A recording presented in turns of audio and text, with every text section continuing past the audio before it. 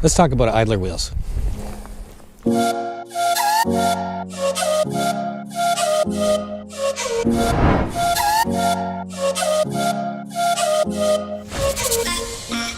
How's it going, ladies and gentlemen, and welcome back to the channel. My name is David Clark. This is my old sled, and today we're talking about these guys, idler wheels. So they're a small but critical component in your sled's rear suspension, and because they run so close to the ground and against your track, they're going to need a bit of attention from time to time. So that's what we're going to talk about in this video. Now, a long time ago, one of my very first videos, I actually did replace an idler wheel on the sled. In this video, I want to give you more of a comprehensive overview about what these are. So we're going to talk about what an idler wheel is, how it's different from a bogie wheel, what its function is. I'm going to talk about what you're looking for when you're checking them over. We're going to talk about where they can fail, how you can replace one, and I'm going to show you how to replace a bearing. So we're going to do all that in 2 seconds, so stick around.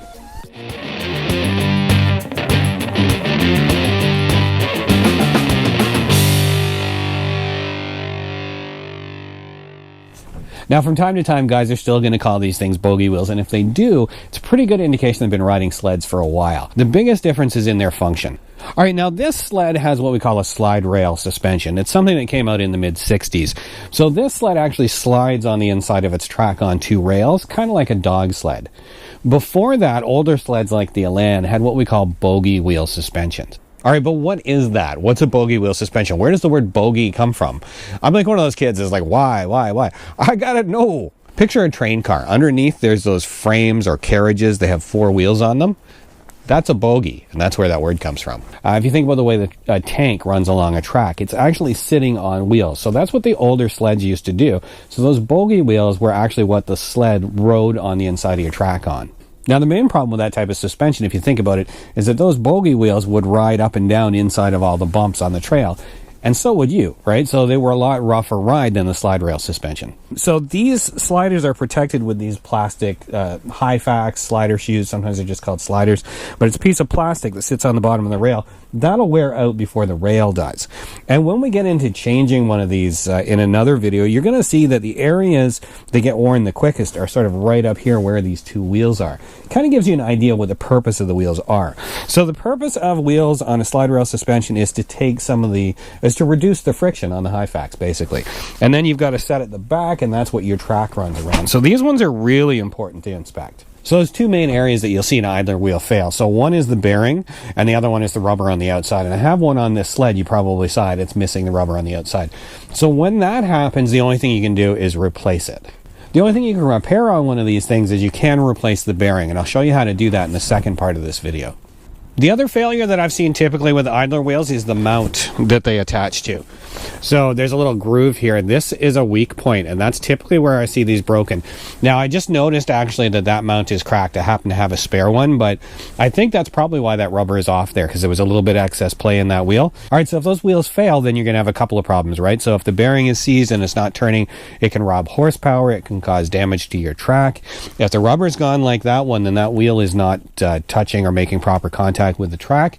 It's not going to reduce friction on your high fax, and you're going to get premature wear on your sliders. So they're a pretty important part of the sled, so I would actually inspect them every time you ride. I would give them a quick sort of eyeball, make sure that they're all there, you don't see anything cracked and no rubber missing. But you should give them a really thorough inspection at least once a year. Now, the proper way to give those idler wheels a really good inspection is to pull the rear skid. And I know that sounds like a big deal, but it's really not that hard. There's 4 bolts that hold it in. It's a little finicky to get it in and out, but if you watch my track change video, you'll actually see me removing a skid. It's not a difficult job. So really, I would say once a year you should give them a good inspection. If you're not riding a lot, if you're somebody that comes up to the cottage, takes your sled out 2 or 3 times in a season, maybe every other year you could do that. But I still think every year you should at least give a good look at them. So if you're not going to pull the skid, what you could do every year, make sure you've got a sled lift. I think anybody that owns a snowmobile should have a lift like this one, just something that lifts that track off the ground. All right, now just lifting the track off the ground is going to let me inspect these center wheels, because I can pull the track away from the wheels enough to turn turn them. And really there's a couple of things I want to know. So I want them to turn freely and nice and smooth, so I don't want to feel a lot of slop in those bearings. They also should be quiet. So if you've got a bearing and when you turn it, it's kind of making a growly noise or a rattly noise, then you know the bearing is shot and needs to be replaced. So I can do those ones with the track off the ground, but if I want to really inspect all of my idler wheels, if I'm not going to pull the skid, then I at least have to loosen off the track adjuster so that I give myself enough slack that I can pull that track away from all the wheels and give them a really good check. All right, full disclosure, guys, I'm a little bit embarrassed. I have not been that careful about checking the idler wheels on my sled. Were there an award for the nicest idler wheels, I would not win it. So the rear wheel I already know that I need to replace, so really I'm just going to have a look at this one now. And I don't know if you can hear this, but it's pretty noisy. And it's also not smooth. I mean, there's no way for me to show you that in this video, but I can just feel that as I turn it, that those bearings are shot. So that's what you want to look for. Also, sometimes you get slop. If they're really bad, you'll be able to move that around the hub. But in this case, I can just hear that bearing is shot. All right, guys, so actually we're in luck. We've got all the problems that you can have with an idler wheel in one place on one sled. So we've got a bearing that we need to replace, we've got a wheel that we need to replace, and we have a mount that's cracked. So let's get to it. Okay, first thing we're going to do is just take a screwdriver and pop that bearing cover off. 13mm bolt front and back. Use our sockets to remove that. And that wheel comes off. So there's a useful trick for you. See how that's an Allen key? So we have another 13mm nut on the back, but that's a little Allen head. So the problem with these is if this is a full Allen key, it's not going to fit behind this idler wheel when you try and get that bottom. Now we don't have a problem because this one was broken, but when we remove this one, we will. So I just cut these down, and I always keep one of them on the sled with me so that I can get at this. So this wheel is off, even though it's still attached to the mount. On that one down there, I'm going to have to remove the mount just to get the wheel off. Because you see what happens is these wheels, you really get stuck on here, and you typically can't just pull them off after you've removed the bolt. You're going to have to actually get that mount off the rail, and then I'll show you how to get them apart. Take the whole mount off the rail, bring it over to your workbench, and put a couple of blocks of wood there. A 5/8 socket should be just about the right size. Get a hammer, and just tap it out. Okay, so this old one had a little spacer there, so we're going to put that on the new one as well when we reinstall it. Okay, I'm just going to take a wire brush and clean these threads up a little bit. So we're going to go ahead and reinstall this mount on the frame.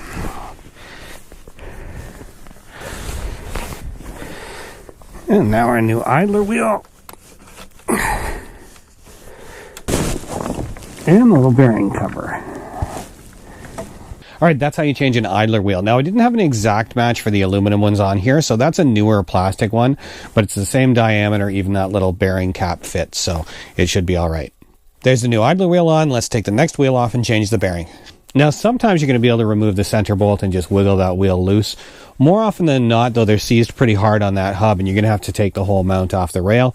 So there's just the two bolts, the one that goes through the wheel and the second one underneath. So on my two sleds, that's that little Allen screw. So we have that Allen key cut down to remove it. We're going to take that off, and then we can knock the mount out of the wheel.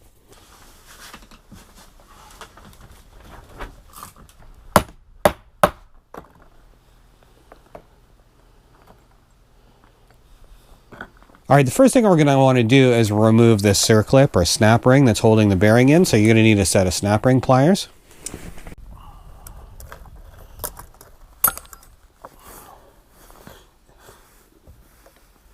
Now be careful when you're taking those snap rings out. I'll warn you, they do have a bit of a tendency to fly. I actually bounced one off my window and lost it while I was making this video.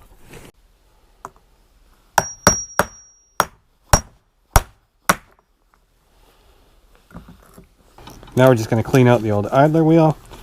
I'm going to get a wire and brush first. I'll take a screwdriver and just clean out that old groove for the circlip. Okay, now we're going to put that just going to use a block of wood to start tapping that in. Alright, now we just have to finish driving this in the rest of the way. So I could use the old bearing. I've got this piece of pipe cut for just that purpose. So it's just slightly smaller so it won't get stuck in there. What you do not want to do, and you see some guys doing this on the internet, is drive on the center part of that bearing, because you can actually damage the bearing.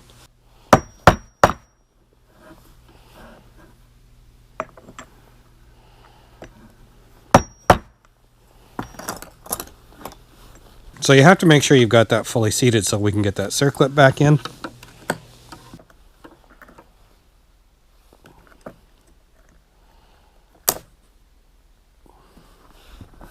It's a good idea to just clean this hub off first. Use a little bit of sandpaper. Just don't overdo it, obviously. You don't want to change the shape of it. But you just want to get it good and clean so that that new wheel will slide right on.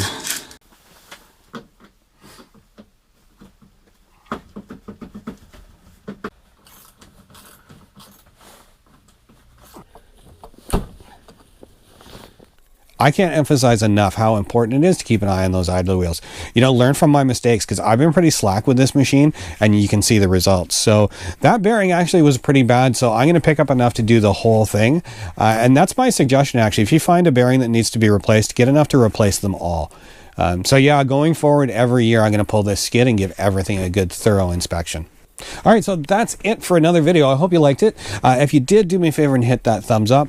If you like videos like this one, if you have an old sled, you want to learn how to maintain it, fix it, ride it, subscribe to the channel, click the little bell icon. You'll get notified whenever I post a new video. All right, guys, now let's flip it back to you. What's your inspection routine? Do you pull that skid every year the way you should? Or are you a little bit more like me and you leave them until they're rusty and disgusting? Let me know. Post something in the comments below. So that's it for me. Until next time, I'm David Clark. Thanks for taking the time to watch.